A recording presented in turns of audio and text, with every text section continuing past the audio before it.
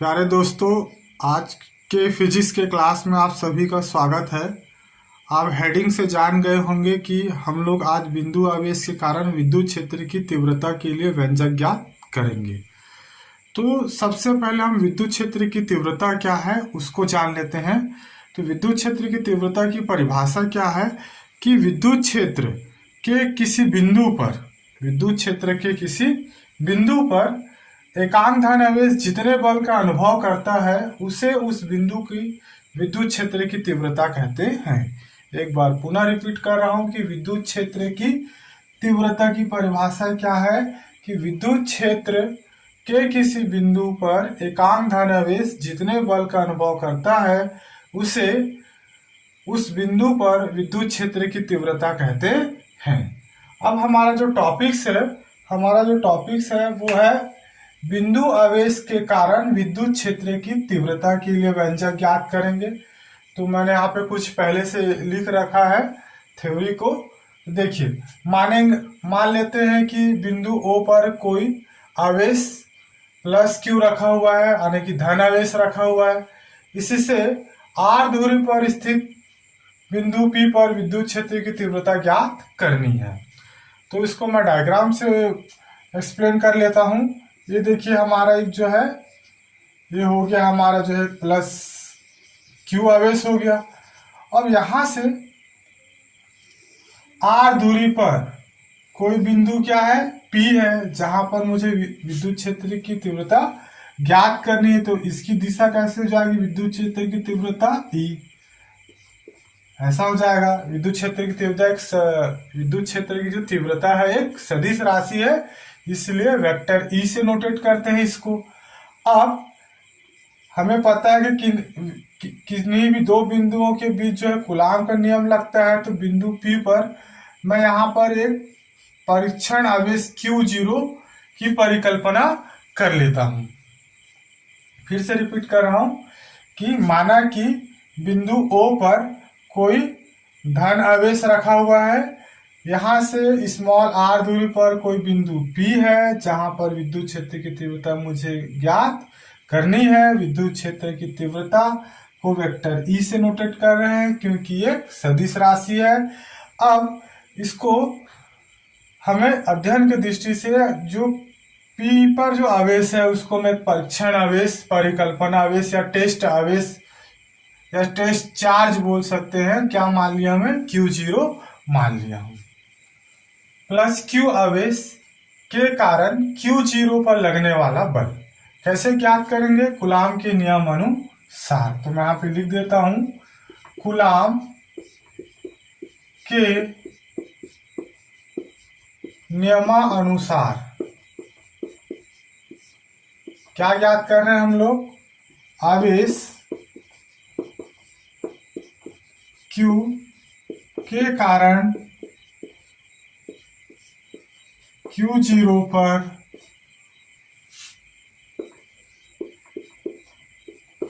लगने वाला बल। तो लगने वाला बल कैसा हो जाएगा, बल F बराबर 1/4 पाई एप्सिलॉन 0 या एप्सिलॉन नॉट पढ़ सकते हैं इसको, इनटू पहला आवेश हो गया Q, दूसरा आवेश हो गया Q0 अपॉन बीच की दूरी कितनी है R, इसका वर्ग हो जाएगा। ये हो जाएगा हमारा इक्वेशन नंबर फर्स्ट।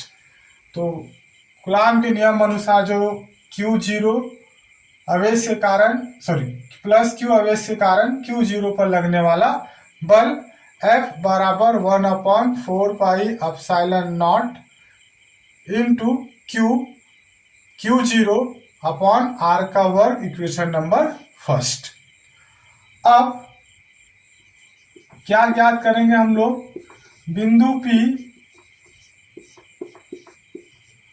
पर विद्युत क्षेत्र की तीव्रता। बिंदु P पर विद्युत क्षेत्र की तीव्रता। तो विद्युत क्षेत्र की जो तीव्रता है उसका फॉर्मूला क्या है हमारा, E equal limit Q0 tends to 0 F upon Q zero. ये हमारा जो बिंदु P है, देखिए यहाँ पर जो बिंदु P है इसका आवेश कितना है, क्यू जीरो है। तो बिंदु P पर विद्युत क्षेत्र की तीव्रता का फॉर्मूला क्या हो जाएगा, E इक्वल लिमिट LIM, इसको हम लोग लिमिट पढ़ते हैं, टेंस टू क्यू जीरो से जीरो तक है, F अपॉन क्यू जीरो। तो ये क्या बता रहा है, लिमिट्स, जो लिमिट्स को हिंदी में हम सीमा बोलते हैं, तो क्या बताते हैं कि क्यू जीरो का मान जितना ज्यादा कम हो जाए, इसलिए हम लोग Q zero tends to zero लिखे हैं।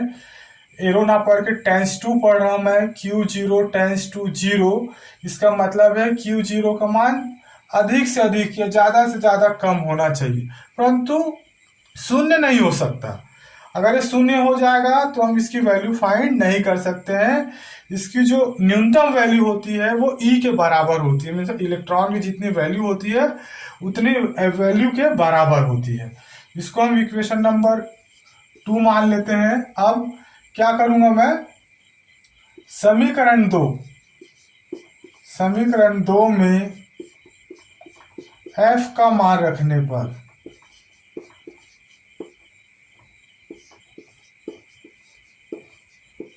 समीकरण 2 पर मैं F का मान रखूंगा, कहां से रखूंगा, इक्वेशन नंबर 1 से। प्यारे बच्चों, आप अपने नोट्स पर देखिए, समीकरण 2 पर मैं E का मान रखने वाला हूं। तो समीकरण जो 2 था हमारा क्या था, E equal limit Q zero tends to zero F upon Q zero. उस पर मैं वैल्यू पुट अप कर रहा हूं, तो मेरी वैल्यू है, E की वैल्यू क्या आ जाएगी, देखिए, limit Q zero tends to zero, F की वैल्यू क्या है, मैं ब्रैकेट में लिख रहा हूं, समीकरण 1 से जो F की जो वैल्यू है उसको लिख रहा हूं मैं, तो 4 pi epsilon zero into Q zero upon R का वर्ग इंटू 1 अपॉन क्यू जीरो। देखिए अब यहाँ पर जो क्यू जीरो और ये क्यू जीरो क्या हो जाएगा, कैंसल हो जाएगा। तो Q zero tends to zero है, इसका मान जो है क्या है, खत्म हो गया, शून्य तो हो नहीं सकता, क्योंकि न्यूनतम मान मैंने क्या बताया, इसका मान जो है E के बराबर होता है। तो इसकी जो limit Q zero tends to zero वो क्या हो गई, खत्म हो गया। तो मेरे पास क्या बचेगा, विद्युत क्षेत्र की तीव्रता E बराबर 1 upon 4 pi epsilon zero into Q upon R का वर्ग। ये जो फॉर्मूला आया है ये है बिंदु आवेश के कारण विद्युत क्षेत्र की तीव्रता के लिए व्यंजक। अब जो हमारा आवेश है प्लस जो क्यू आवेश था वो पैराविद्युतांक माध्यम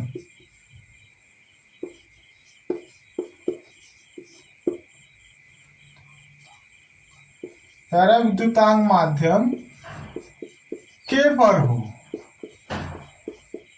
तो पैराविद्युतांक माध्यम के हो तो विद्युत क्षेत्र की तीव्रता का जो फॉर्मूला होगा E बराबर 1 upon 4 pi epsilon zero into Q, यहाँ पे के एक मल्टीप्लाई हो जाएगा इंटू क्यू अपॉन R का वर्ग।